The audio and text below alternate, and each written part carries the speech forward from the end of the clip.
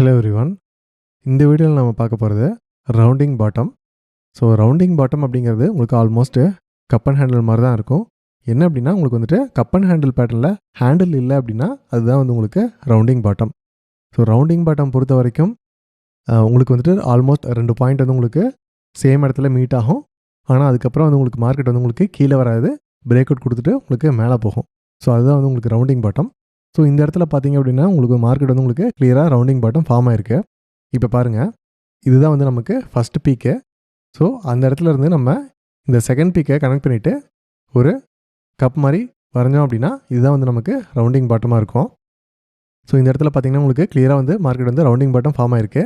So rounding bottom form ஆனது மட்டும் கிடையாது, அதே சமயத்தில் உங்களுக்கு என்ன ஃபார்ம் ஆயிருக்கு, டபுள் பாட்டமும் ஃபார்ம் ஆயிருக்கு. ஸோ இது வந்து உங்களுக்கு டபுள் பாட்டம். ஸோ இது வந்து உங்களுக்கு டபுள் கன்ஃபர்மேஷன், அதாவது ரவுண்டிங் பாட்டம் உங்களுக்கு ஃபார்ம் ஆயிருக்கு, அதே மாதிரி கீழே வந்து உங்களுக்கு டபுள் பாட்டமும் ஃபார்ம் ஆயிருக்கு. ஆல்ரெடி இந்த சார்ட்டை ஃபாலோ பண்ணியிருந்தீங்க அப்படின்னா டபுள் பாட்டம் வந்து நீங்கள் ட்ரேட் எடுத்திருப்பீங்க.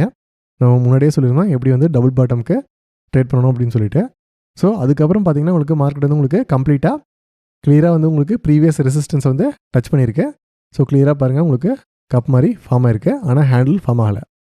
ஸோ இதுதான் வந்து உங்களுக்கு ரவுண்டிங் பாட்டம். ஸோ ரவுண்டிங் பாட்டமை பொறுத்த வரைக்கும் நம்ம ஸ்டாப் லாஸ் எங்கே வைக்கலாம் அப்படின்னா, எப்போவுமே கப் அண்ட் ஹேண்டிலுக்கு வந்துட்டு உங்களுக்கு ஹேண்டிலோட லோ தான் வந்து உங்களுக்கு ஸ்டாப் லாஸ். பட் ஆனால் ரவுண்டிங் பாட்டமுக்கு வந்து நம்ம அப்படி சொல்ல முடியாது, ஏன்னா ஹேண்ட்லேயே உங்களுக்கு ஃபார்ம் ஆகாது.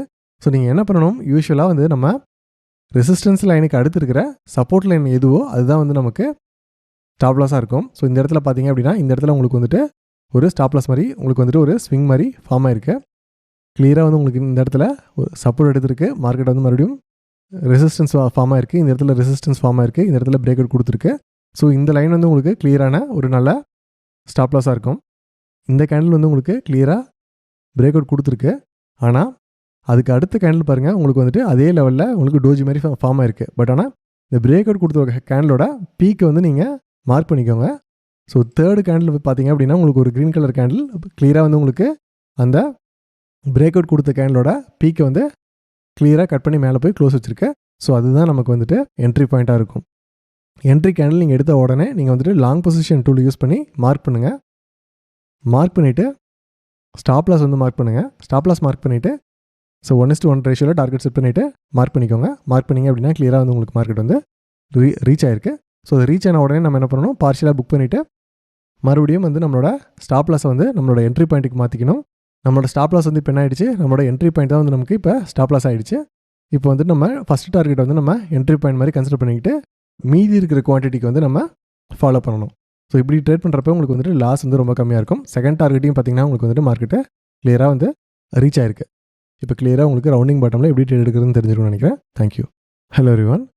இப்போ நம்ம பார்க்க போகிறது rounding top pattern.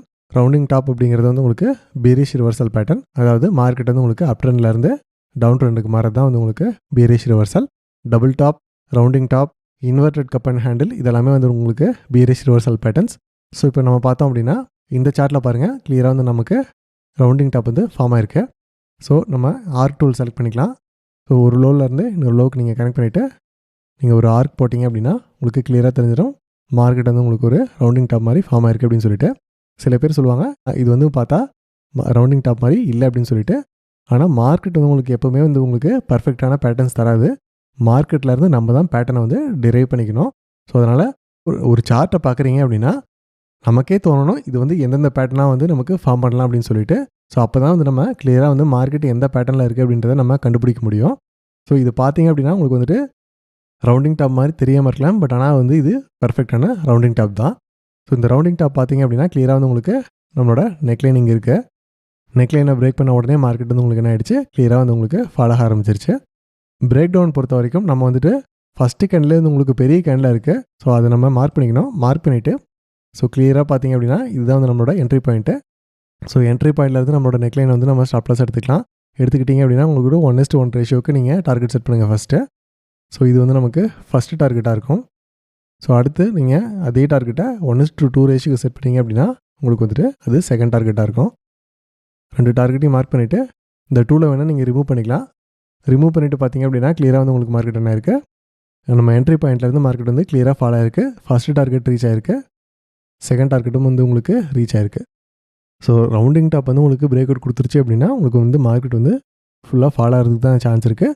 So rounding டாப்பும் வந்து உங்களுக்கு ஒரு ரொம்பவுமே எஃபெக்டிவான பேட்டர்ன்.